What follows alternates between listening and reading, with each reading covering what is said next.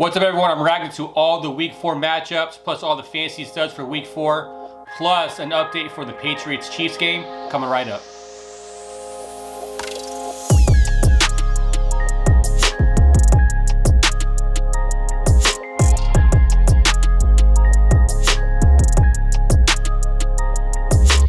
And what is up, everyone? You're listening to the Gridiron Fantasy Football Podcast. Today is Monday, October 5th, 2020.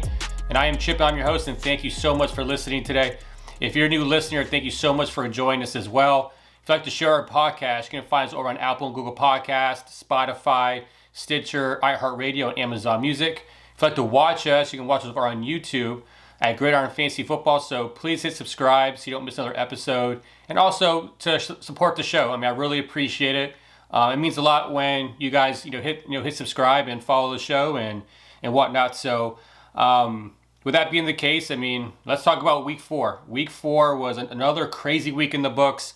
The biggest news obviously was the Patriots and the Chiefs game. That game was supposed to be played today. I record the show on Sunday night on the West Coast, so you're gonna hear me reference a lot to today and Monday and all that, just because I'm trying to get ahead of everything. But as of right now, it's Sunday night.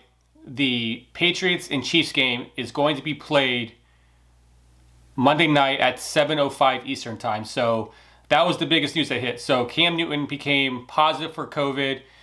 There was a potential for the game to be rescheduled to another week, but there was no more negative tests that came on Sunday morning. And then from what I understand, they're going to do another test on Monday to determine if there's any more, if all the tests are still negative. And then Patriots are going to fly to Kansas City and play the Chiefs at 7:05 on Monday night. So there's two Monday night games. One's going to be a little bit earlier, and then obviously you got the Packers and Falcons game that gets pushed back until 8:50 Eastern Standard Time. So what I did read also, I think it was Adam Schefter or Jay Glazer had tweeted this out, that generally on game days the teams do not do COVID tests. So there's going to be an extra protocol in place for just in case anything does come about, but they're going to do their test on Monday morning, and then everything looks good. They're going to fly over to Kansas City, play the game, and then fly back. So I just think that this is going to be the increase in protocol. So apparently the NFL is going to have a league-wide meeting to discuss all the new protocols that are going to take place, because obviously as football fans and as players and as fantasy players and all that, we want to see the NFL being played. We don't want to see a reduction in games. We don't want to see something like what's going on with the Tennessee Titans, where there's been multiple cases every single day. So, and talk about the Tennessee Titans for a second. They're going to be in jeopardy of possibly missing Week 5, because they need to have 2 straight days of negative testing and results before they can open up their facilities. So as of right now, it's Sunday night.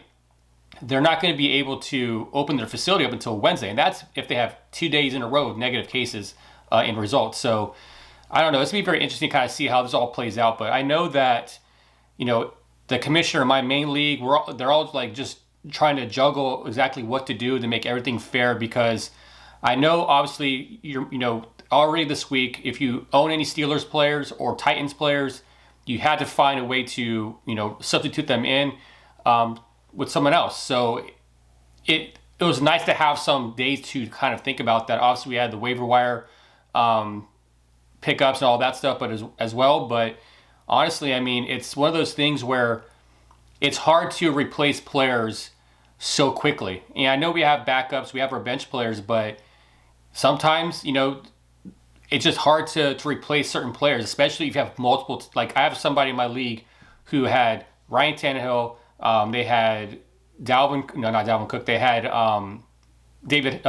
Derrick Henry. Sorry, and it's one of those things where you're gonna be missing multiple running backs or multiple players, and that's hard to fill those rosters. So, I'm not sure what happened in your league, but I know my commissioner, he went ahead and said, you know what, let's do alternates. There's something came out with ESPN that, I can't remember who tweeted it, but that they're going to allow each fantasy owner to pick a alternate just in case like the Patriots and the Chiefs game was not going to be played. So, for example, I own Tyreek Hill, and I picked up Hunter Renfrow as my alternate. So if something happens like tomorrow morning or on Monday morning where there's if there's a positive case for the Chiefs or for the Patriots and then they can't play, then whatever Hunter Renfrow scored as of Sunday, that puts into my score. So I'm not sure how your commissioners are doing this, but I think there needs to be some contingency plan in place so it makes everything fair across the board, because there's going to be more people hit than because what if you have a team that has Derrick Henry,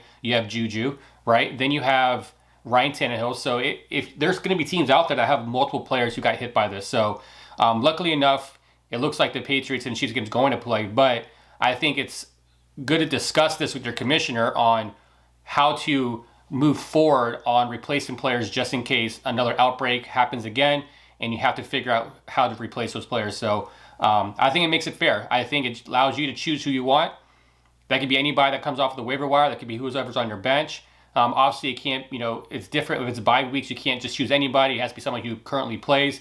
And even the commissioner had said in my league is that you have to make sure that your name for the alternate has to be in before the early games on Sunday. So you can't just choose anybody on your roster who already finished their Sunday games and choose that player. So I think that's just obviously a fair thing. So, but it looks like right now you're going to have your Chiefs and you're going to have your Patriots. So, but that's the risk. I said that yesterday in the podcast is that, you had three options to choose from. You just risk it and hope like there's no more positive cases and you're not without any of your Chiefs or any of your Patriots other than Cam Newton. But also, you could replace those players and just take the bullet, and just, and one of those things. And it is unfortunate because sometimes you have a strong team and stuff like this happens and injuries happen. So you have to try to figure out how to replace that. You have COVID stuff that happens. So you have to try to replace those players. So it's just definitely something really hard to determine, because you're going to be running out of players, honestly. So, but I think, it's so far, it does suck for the Tennessee Titans because of for the week 5 going to be jeopardized. But overall, I think that contingency plan by trying to swap out alternates is a fair thing. But with that being said, let's move on to some of the injury news. Another week of injuries, and the biggest names from this week is Austin Eckler. He has a very bad hamstring strain. So with that being the case, I watched this game. Obviously, you guys know I'm a Bucs fan, so I was watching this game very closely, and I saw Austin Eckler, catch the ball, or he had the ball, and then he was getting tackled, and then he just couldn't he was in mid-stride trying to get to the sideline, and he could not put any weight on his leg. He was grabbing the back of his leg. At first, I thought it was an ACL, but I couldn't really tell based on what I was seeing, but it looks like it's a hamstring. So if he has a hamstring tear, right, and it's that significant because he was on crutches and everything after the game. So this tells me that this is a very significant hamstring tear, and based on my knowledge on hamstring tears and what I deal with every day in my everyday practice of my job, is that this is going to take some time to heal. So hopefully he doesn't need to have any type of surgical procedure done to repair the hamstring. If he does, you're talking about multiple weeks that he's going to be out. My guess is going to be at least 4 to 6 weeks. That's just my initial guess. Obviously, when he has all of his MRI tests done and the results come back, we'll have a better idea on how long he'll be out. But it's a big hit to the Austin Eckler owners. So it's one of those things where it sucks because he's such a good player, such a fun guy to watch. But this is the nature of what's going on in 2020. You got to deal with COVID, and you got to deal with all the injuries that take place to all these star players. So it's very unfortunate. On other news, there was Nick Chubb. So Nick Chubb, he went down early in the game, the Browns-Cowboys game, with a knee injury. Initial reports are saying that it's not going to be a season-ending injury. He is going to have an MRI on Monday, and that will determine the severity of it. So that will let us know exactly how long he'll be out. He seemed like he was walking. After I didn't watch, I saw the highlight of it, so it looked like he was walking a little bit on the sideline, but you can never tell basically, how the severities of an injury based on him walking. So you can walk on a torn ACL. It's just one of those things where we've seen Phillip Rivers play with a torn ACL like years ago. So it's not like you can't function, but hopefully the news comes back to be good for Nick Chubb. And then O.J. Howard, unfortunately, he has an Achilles injury that will likely he'll be out for the season. So no O.J. Howard for the Bucs going forward. that means that obviously Rob Gronkowski becomes hopefully the tight end one, and you got Cam Brate. So sucks for OJ Howard. It looks like Tom Brady is losing all of his weapons. I mean, that was one thing going into the season that everyone was talking about, is Tom Brady has the most weapons he's ever had in his career. And then now you look at Godwin being out, OJ Howard's going to be out, Leonard Fournette was out. Mike Evans hurt his ankle today in the game as well. It's just going to be one of those things where I don't think we're going to see this team ever at full capacity. So we'll see. But OJ Howard looks like he'll be done for the season. And then in the same game, LaShawn McCoy hurt his ankle. No real timetable when he will be back or how severe it is, but looks like we'll have a look at the practice reports and injury reports throughout the week. And then Jordan Akins, he left the game early with the concussion, and the same thing with Tyler Eifert. He left the game with the concussion as well. So as of right now, those were the main injuries that took place on Sunday. So let's go into all the top plays for week 4. I always like to start off with all the top plays before I get into all the matchups and just my reaction to all the matchups. I think it's always fun to let you guys know, who the top plays were, like who was the guys that had all the top plays. And starting off with the fastest ball carrier based on next gen stats. Actually, this was a defensive player. So Michael Davis, the corner for the LA Chargers, he had a pick 6 and he topped his speed at 21.68 miles per hour on his 78-yard interception touchdown. So as you know, Tom Brady threw another pick 6 today, and it's his 4th one in 6 games. So I was talking to my friend, we were texting back and forth, and I was like, I feel like I'm watching Jameis Winston again. But Tom Brady, he became surgical after that. So, but it was just funny that's we got rid of Jameis Winston because of all the pick 6s, and then Tom Brady has 4 in the last 6 games. So, but totally different result than usual with the Bucs with the win today. But I'll get into that a little bit later. And then the longest play of the day went to Adam Thielen. I was actually watching this game on one of the TVs because I had Dalvin Cook, and Adam Thielen ran 99.4 yards on his 39-yard reception. And I was watching this game, and in my brain, I'm like, that has to be the longest play of the day because how far he had to run just to get 39 yards. It was pretty funny to watch.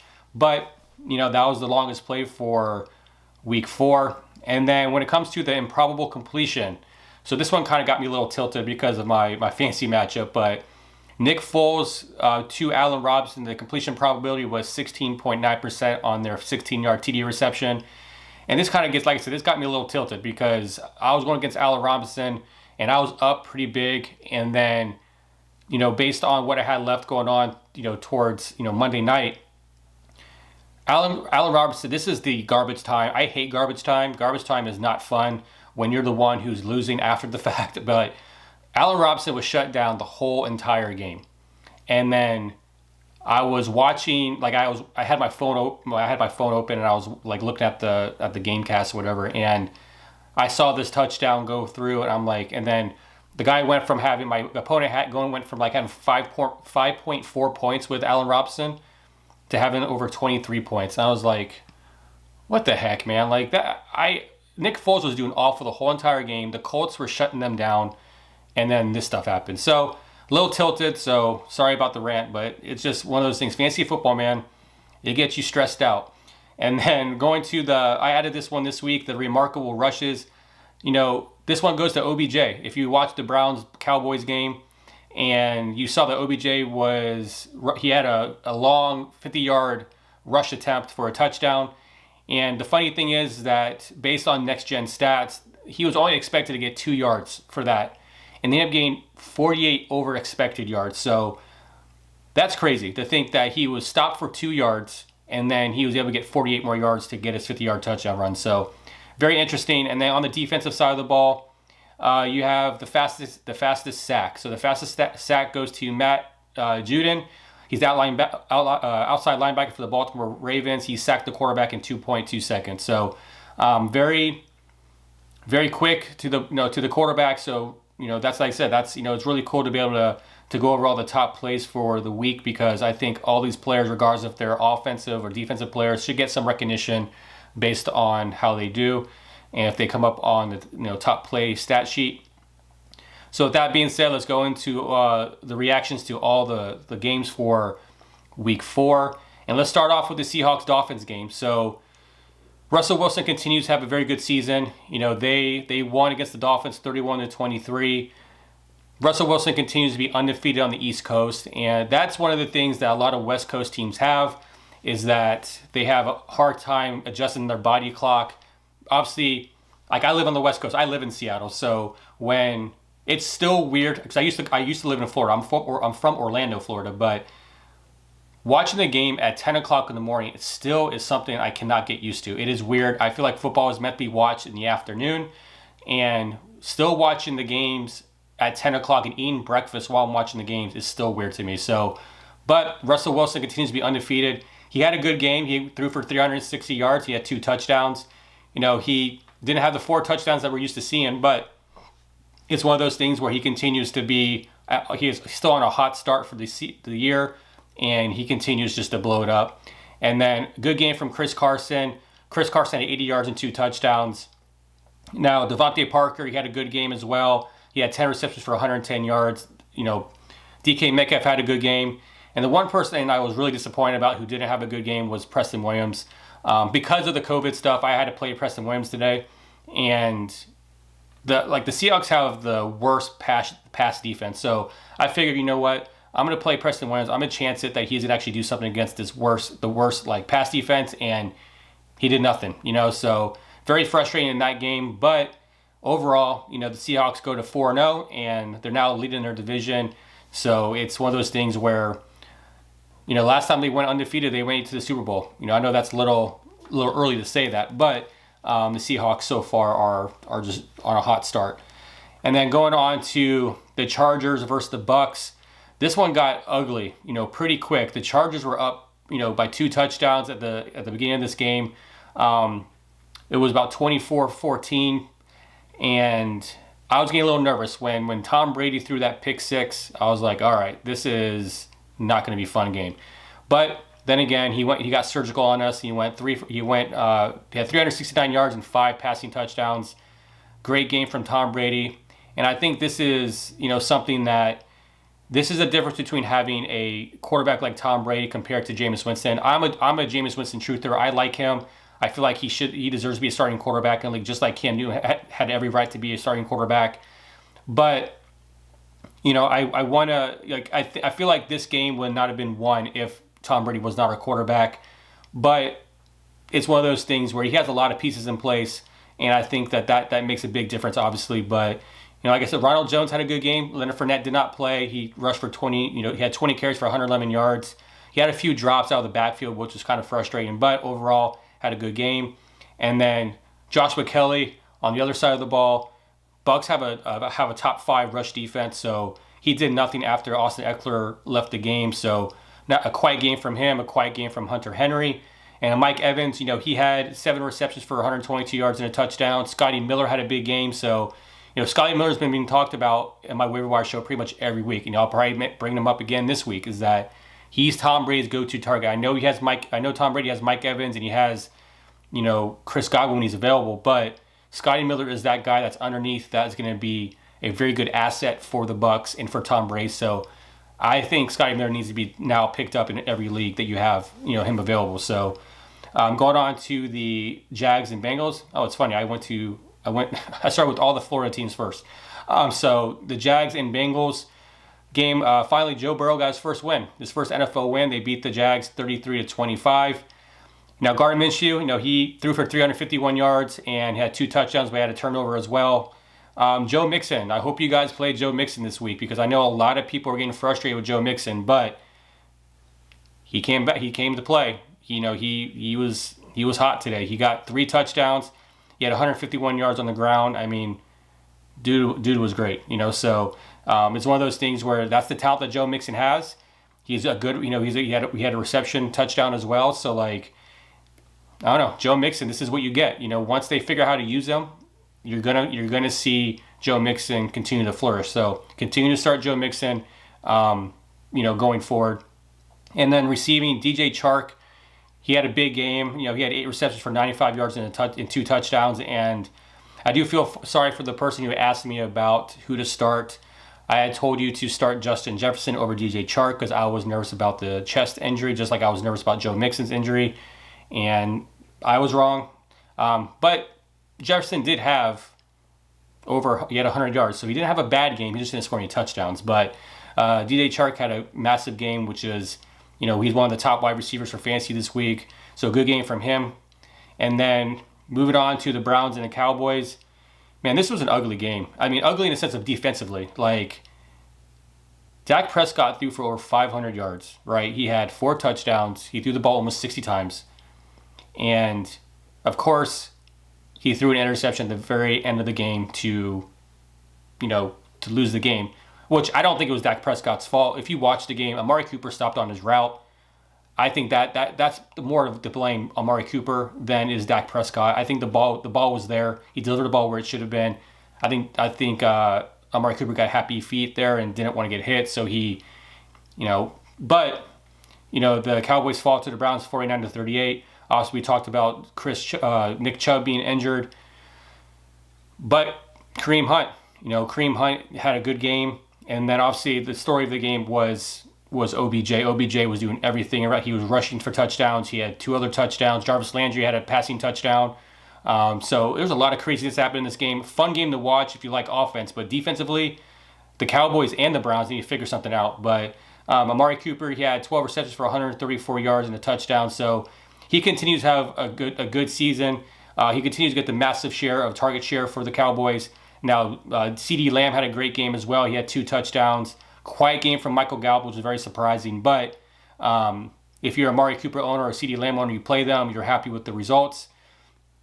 And then going on to the Saints versus Lions. This game was pretty interesting to watch as well. I was expecting Alvin Kamara to have a bigger game, but it looks like Latavius Murray was going to vulture his touchdowns this week. But Saints win 35-29 against the Lions. Drew Brees had a decent game. He threw for 246 yards and 2 touchdowns. Like I said, Alvin Kamara, he had a game. He had 20 PPR points. It wasn't a quiet game by any means, but he's been scoring in the 30s and 40s the last couple of weeks. So you're getting used to the big numbers, and now we kind of came back down to earth a little bit. But Traquan Smith, he had 2 touchdowns. He was a guy that I had mentioned to pick up if you needed some help and you needed somebody to fill in for the games. If you had a Patriots player or a Chiefs player or even the Titans or Steelers. So he had a decent game. Emmanuel Sanders had a decent game. He had 93 yards receiving and 6 receptions. So Adrian Peterson for the Lions, he continues to lead the backfield in rushes. He had a touchdown. DeAndre Swift had a touchdown receiving. So I mean, not a bad game when it comes to like fantasy matchups here. Let's go to the Ravens versus the Washington football team. Pretty easy win for the Ravens. They won 31-17. Now, Lamar Jackson, he had 3 touchdowns, so he came back. He bounced back from the bad Monday night game. He led in rushing with 53 yards and a touchdown. You did have Mark Ingram have a touchdown. Now Terry McLaurin, he had a good game. He had 10 receptions for 118 yards. I was concerned about Terry McLaurin. He was on my boom bust because he had an injury. Wasn't sure how many snaps he was going to play today, but he did well, and against Baltimore's defense, so good for him. I'm a big Terry McLaurin fan. Antonio Gibson had a good game. He had a touchdown. Mark Andrews had a good game. So overall, I mean, your Ravens that did not do anything on Monday night against the Chiefs bounced back today. So if you start, hopefully you started all your Ravens. So they all did well today in fantasy. And then going on to the Cardinals versus the Panthers. Man, the Cardinals lost this game 31-21. Teddy Bridgewater had a big game. He threw for 276 yards and 2 touchdowns. Kyler Murray had a good game too. He had 3 touchdowns as well. And then look at Mike Davis. He had 84 yards and a touchdown. Chase Edmonds had a good game. The one guy that I'm worried about on this team is Kenyon Drake. I was fading on Kenyon Drake all year, especially when I was thinking about all the podcasts I was doing on guys to not to overshoot for. And Kenyon Drake, I don't know, man. We know he's good. We know that he's elite talent. He definitely can have stretches of games where he can tear it up. But as of right now, as of week 4, he is the RB 34. So it is one of those things where I don't think I'm just giving up on him just yet, but it's getting very close on all right, what do I do with Kenyon Drake now? What are my expectations? You probably drafted Kenyon Drake as your RB1. And now you look at him as like, okay, well, I have to maybe alter my expectations and being an RB2. So it sucks because I'm sure you used a lot of draft capital on him, but he's definitely not giving you what you need when it comes to fantasy value. And then Robbie Anderson had a good game. He had another almost 100-yard game. So overall, and DeAndre Hopkins, he was very quiet. We didn't know exactly how he was going to do this week. Very quiet game for DeAndre Hopkins after having a few good weeks. And then we had Christian Kirk. He scored a touchdown. So just a different game for the Cardinals. So hopefully DeAndre Hopkins, he obviously will bounce back. I hope Kenyon Drake somehow bounces back and starts becoming fantasy relevant in a sense of just being that guy he was at the end of last year. So now going on to the Vikings versus the Texans. The Vikings won this game 31-23. Finally the Vikings get the first win of the season.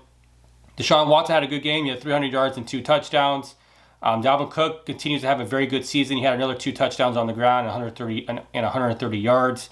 Adam Thielen had a good game at 114 yards and a touchdown. Jefferson had a good game at 100 yards.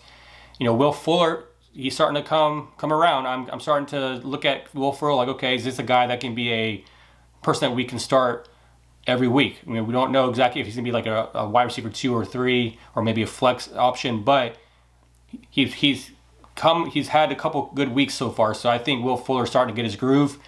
Brandon Cooks got you a goose egg. So if you had to play Brandon Cooks, I'm sorry, did nothing today, and that's very frustrating. He's a talented player, but did nothing today.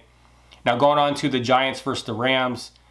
Very ugly game, and a very ugly game at the end of the game. I didn't see the brawl, but I was going through my tweets and I saw that Golden Tate and Jalen Ramsey, they got some beef because they have some family beef, and there was a post-game brawl, and apparently reports were saying that Jalen Ramsey was waiting for Golden Tate after the game, near the locker room. So there's definitely some bad blood between these two. But from a fantasy standpoint, Jared Goff, quiet game, 200 yards and a touchdown. And this is interesting. Wayne Gallman, right? He led the team. Him and Daniel Jones led the team in rushing yards, both for 45 yards, right? But the bulk of the carries went to Devontae Freeman. He had 11.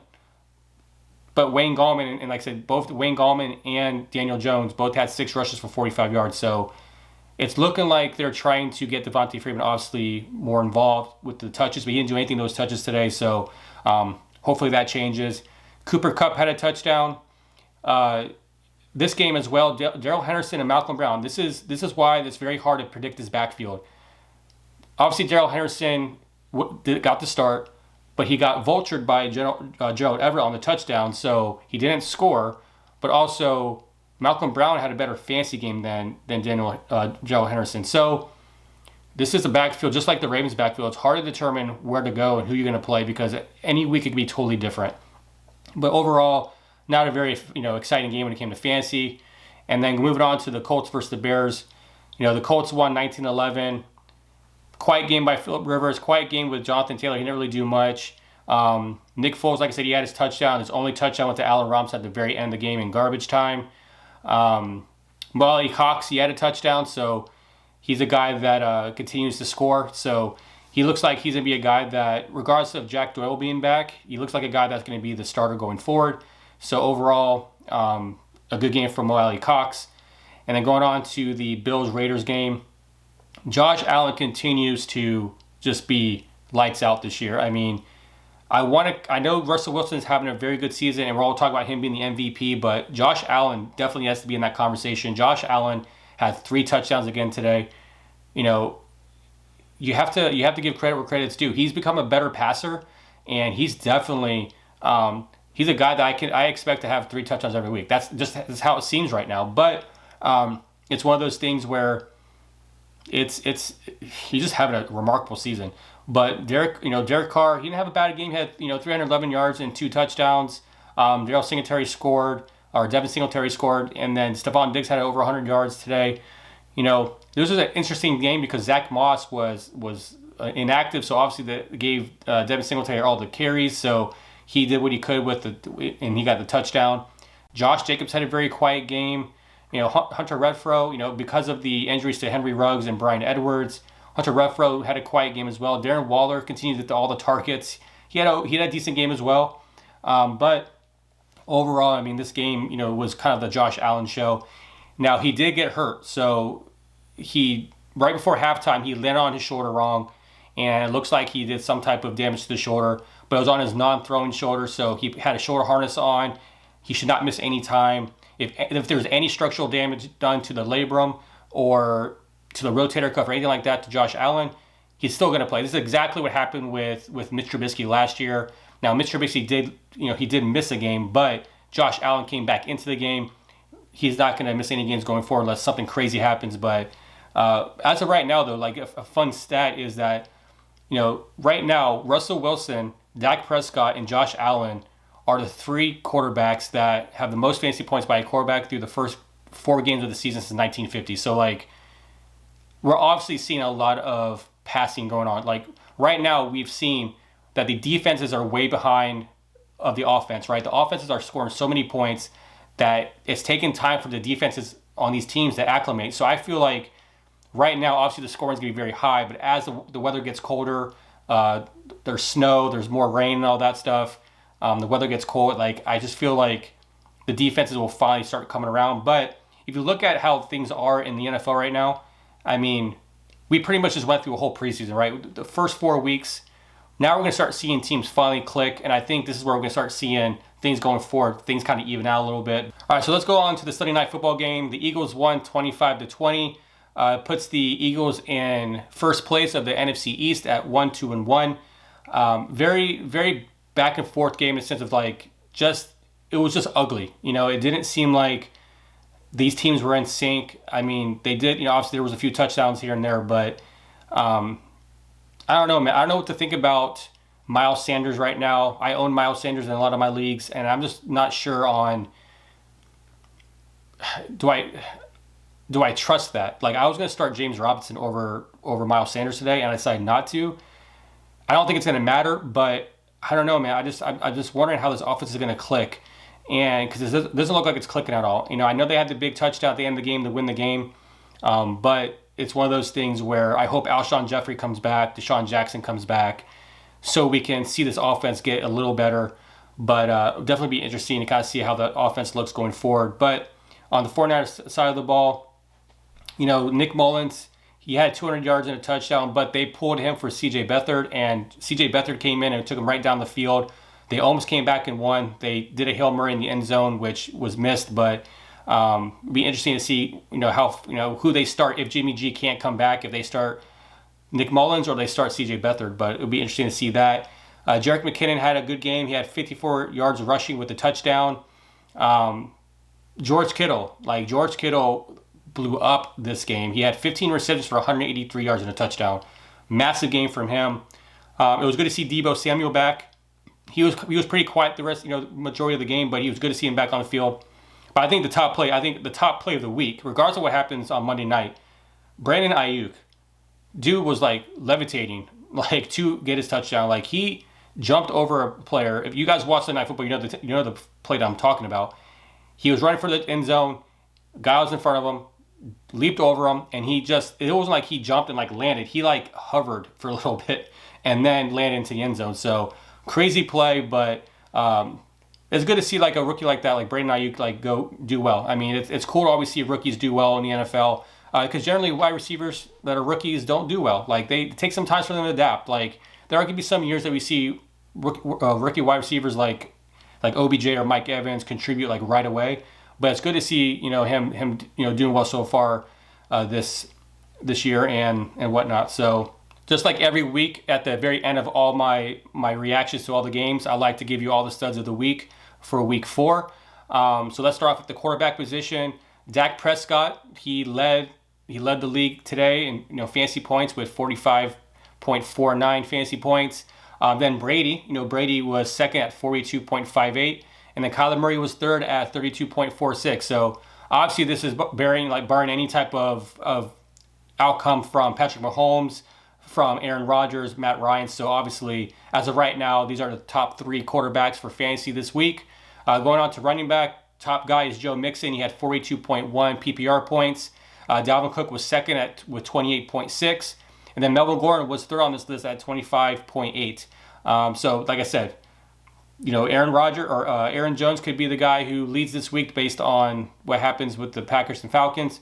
Clyde Edwards-Helaire, Clyde Edwards-Helaire, I want to make sure I get that right. If he was listening to us, I hope that he's not mad about me pronouncing his name wrong. Based on Steve Levy from ESPN last week. But, Joe Mixon, this is cool. I like seeing Joe Mixon. Everyone's kind of hating on him so far this year, but for him to have 42.1 points, hey, that's a good outing for him, obviously. So at wide receiver, we have, number one right now for this week is OBJ. He's at 38.4 PPR points, followed by Amari Cooper. He has 33.34 PPR points. And what's crazy is this guy's getting almost 13 targets a game, so he continues to be heavily used. We always assume that, but, last year was a very up and down season with Amari Cooper. Like, he just didn't really give you consistency throughout the year. As of right now in 2020, he is giving you consistency, so it helps when you get 13 targets per game. And then third, you had DJ Chark. He was third on this list with 29.5. So big games, big game from, those three. And then at tight end, obviously I just mentioned him, George Kittle. He had a monster game. He had 40.1 PPR points. So massive game from George Kittle. And then the second on this list was Mark Andrews at 20.7. And then Dalton Schultz. He was top 3 this week with 17.2. So, those are the studs of the week. So don't forget, we have 2 Monday night games tonight. We have the Patriots versus the Chiefs. That game is set to kick off at 7:05 Eastern time. And then we have the Falcons at Packers that was pushed back to 8:50 Eastern Standard Time. So, those are the 2 games. Barring any type of setback, as the recording of the show, I don't, obviously I'm doing this on a Sunday night, so I don't know exactly what the game outlook would be for tonight, for Monday night. But for that being the case, be set, be ready for anything to happen, because we all know right now it's unpredictable for 2020. So let me know what exactly your commissioners are doing for you as contingency plans for alternates. So leave that comment below in the comment section to discuss that, because I like to know what all commissioners are doing to help all the players make it an even playing field. But also, what do you guys need to win this week? Because I know for me, I'm down by 17 points, and I need Tyreek Hill and Hayden Hurst to gain back the 17 points plus outscore Russell Gage. So I know for me, I am projected to lose by 2 points. So what do you guys need to do to win? So leave that comment below. So, thank you so much for listening today. Please like, comment, and share this podcast. And on the next podcast on Tuesday, I'll be going over all my waiver wire pickups for week 5, going into week 5. So don't forget to hit subscribe so you don't miss that episode. If you'd like to follow us on social media, you can find us over on Twitter and Facebook at the Gridiron Pod. And you can find us on Instagram at Gridiron Fantasy Football. So that's it for today. Have a great day. I hope you guys win tonight. And we'll see you all in the next episode. Take care.